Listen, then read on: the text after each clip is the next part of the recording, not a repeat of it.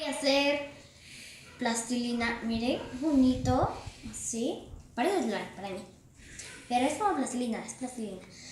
Necesitamos un pocillo, una cuchara, colorante, harina, sal, aceite, agua. Primero tenemos que echar el agua, ahora el colorante, mezclar y echar una cucharada de aceite. Ahora hay que moverlo. Así. Ahora echar la harina, la sal, Una cucharada. así. Vamos.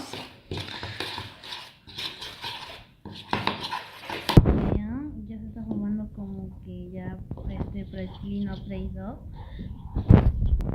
Sí, tenemos que seguir moviendo y se va a juntar harto, y si eso sí sirve, tienen que seguir moviendo hasta que se vuelva más. Tenemos que seguir moviendo por 5 minutos, es muy demoroso, créanme. Ya se está formando. Y ahora tenemos que empezar a amasarlo En las manos.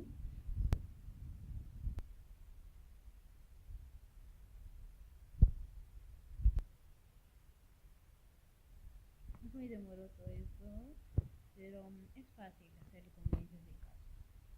Después de amasar un buen rato las manos, miren, ya se formó círculo. Ahora cuando se puede hacer formas. Y es como ya plastilina freído. Vean, así quedó la plastilina. Se puede hacer así. Qué cool. Me encanta esta plastilina. Espero que les haya gustado. Y